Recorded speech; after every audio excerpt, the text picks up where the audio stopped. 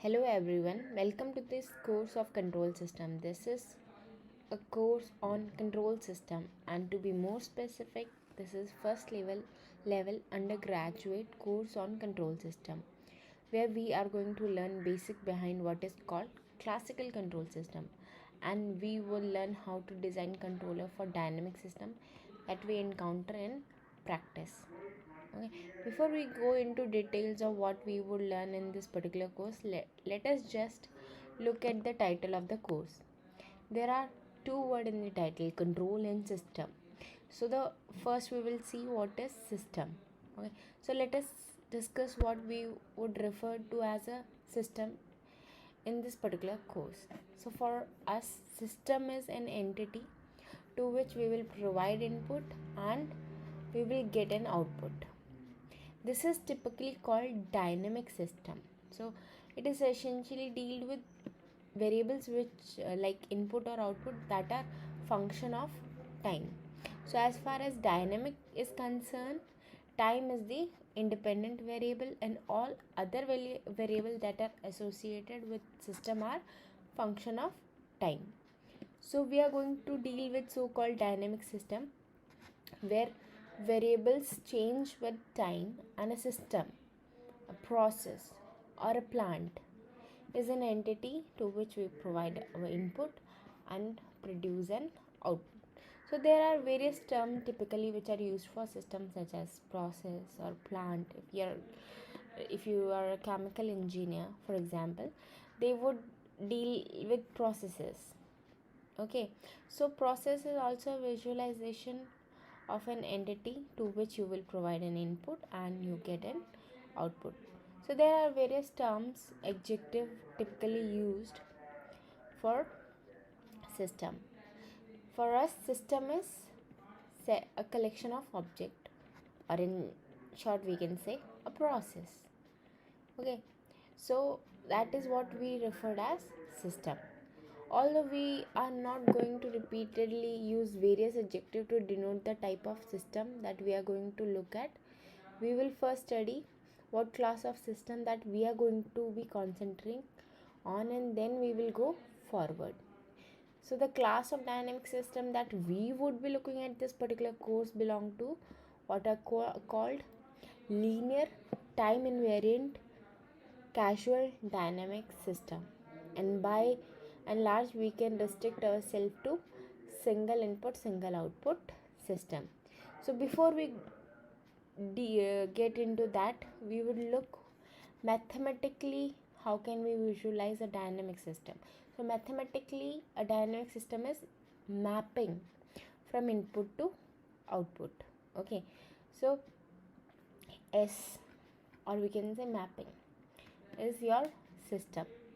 So we would picture a system as mapping which take input and delivers output. This is the mathematical visualization of an dynamic system.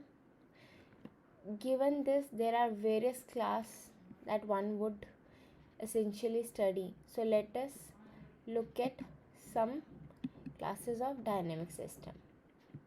Okay, as far as classification of dynamic system is concerned, first classification that we would consider is based on number of input and number of output. What we abbreviated as SI and MIMO, SISO and MIMO is SISO is nothing else single input single output, whereas MIMO is multiple input multiple output. Okay, so in this course we are going to deal with single input single output system. If I am dealing with SISO, and I can say even input UT is mapping from field of real number to a field of real number because T belongs to real number. Essentially we take time and input is function of that time, and in case of single input single output, UT is scalar value function of time. Similarly, the output YT is also a scalar value function of time. So that is single input single output system. On the other hand, let us say I'm having m input and p output. M value is greater than 1 and p is also greater than 1. What is going to happen is that we have input to be a vector valued function which will take time and then map it to vector of dimension m. Similarly, output is also a vector valued function of time which will map it to vector of dimension p. So that will be a scenario of multiple input multiple output system. Okay, so in this particular course we will going to introduce about single input single output system. Okay, so first classification was based on number of input and output. The second classification that we are going to look at is at whether a particular system is linear or non-linear. So let us define linearity shortly first. Okay, so let us assume we have a system S which is mapping input u1t and giving us output y1t, and in same system suppose I am giving input u2t and getting output y2t. So there are two conditions. Now giving these two arbitrary input and output combination, okay, the question that we ask ourselves is, to the system we provide an input that is sum of these two arbitrary input u1t plus u2t, and if the output is also sum of individual output y1 plus y2t corresponding to u1 and u2. Second condition is, if we give an input that is an arbitrary scale multiple of arbitrary input u1, and if input is same scalar multiple of corresponding output y1t, then the system is said to be linear one, provided these two conditions are satisfied. Condition 1 is called referred as additivity and second condition is referred as homogeneity. The same definition is used for defining linear system. It can be rewrite in this way also, that we have a system S, we provide input which is arbitrary combination of u1 and u2. That means we provide input like c1 u1t plus c2 u2t, where c1 and c2 are real number. The question is whether we get the same combination of two corresponding output y1 and y2. If this holds, then system is linear. These two alternative ways or alternative or equivalent ways of defining linear system, typically people call the second one as principle of superposition. So we would see in reality the most of process, or we can say most plants or systems are going to be non-linear. Linearity we would realize when we work with practical problem is that is going to be an approximation of reality. This should be kept in mind. In this particular course we are going to deal with linear system. So later we will go through classification and summarization. What we are going to deal with the third classification. The third classification that we are going to look at is that of time invariant system or time varying system. The question is that what is the concept of time invariance? Okay, so the question can be demonstrated with simple diagram. Okay, so let us say we have a system and we provide an input xt at time equals to t equals to 0. So suppose it's a combination of step and triangular waveform, and we get some output. Now let us say we provide same input after time delay of tau. The question do we get the same output? If the output is same, function of which is delayed with time interval tau, then the system is time invariant. Or in another word, the question that we are asking ourselves is that do we get the same output if we provide the same input, no matter at what time we are providing our input? If that is the case, then the system is time invariant. And a time invariant system is one that provides the same output for the same input irrespective of when the input is given. So for example, we take example of ceiling fan, the most of us encounter every day. Okay, suppose if I come and switch on ceiling fan, I am providing an electrical signal of input to the system, and let us say that the output of system is the RPM of the fan, the speed of rotation of fan. So I switch on the fan today and I give some electrical input to the fan, and let us say the speed of fan is 100 RPM, and I came tomorrow and switch on the same fan provided the electrical input is same, and I would expect the speed of 100 RPM once again. Now if I come after a month and switch on same fan, there may be some wear and tear in the fan. Given the same electrical input, I will get the RPM of 99.5. If I come after 1 year down the line and switch on the same fan giving the same electrical input, the RPM may be 99 RPM. For all the system dynamic characteristic change with the time due to various factors. In the case of fan, there may be some wear and tear, and the component might have become old or then system response change.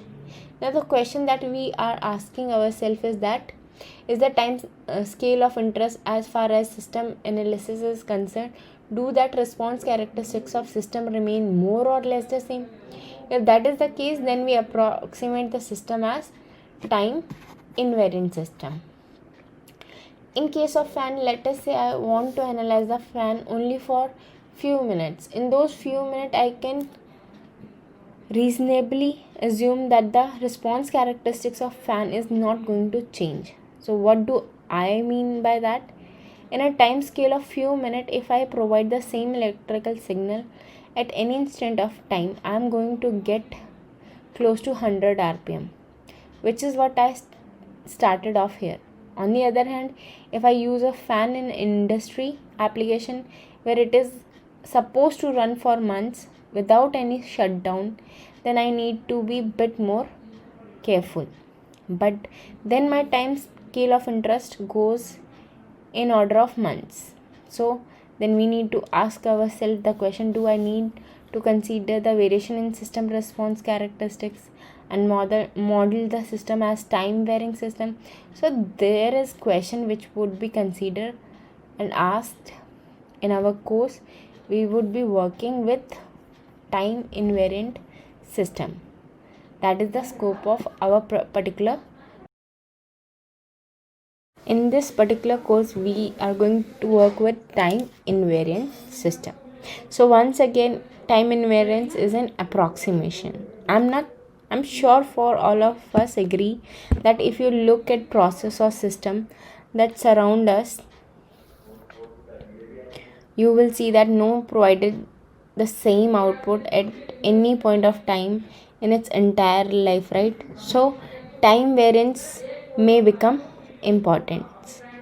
Okay, so as far as mathematical definition of time invariant system, if I'm giving input ut to my system, then I will get an output yt.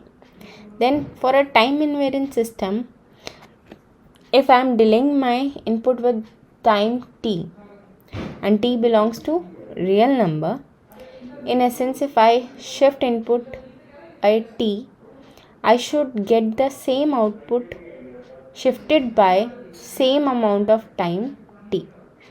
That is what time invariance means. Okay, but the question we need to ask ourselves is that, what is the time scale of interest to be serviced, and the time scale over which the system characteristics change. Then we decide to approximate something as time invariant or time varying. This is useful class of system to study, because we will see that when we later look at case study and so on, this is reasonable approximation as far as many practical problems are concerned. Now, having looked at the word system, now we come to the another word entitled, that is control system. What is control? So the word control essentially means that making a system behave as desire, or we can say as we design it. So that in a very generic sense is what we would refer to as control. So now the questions are how we regulate the system. That is something which we going to look at. Let us look at an example of armature control of DC motor. I provide a voltage Vt to a DC motor and a shaft speed omega t is the output of DC motor. I visualize the DC motor as a system to which I provide an input Vt and we get a speed output omega t. Now the question when we want to design a controller is that if I want to maintain the speed of DC motor output, or we can say shaft output, at a particular value, what voltage input do I need to provide? Okay, so if I wish to achieve a desired speed, shaft speed omega d is desired angular speed of DC motor, then what is the input voltage that should be provided?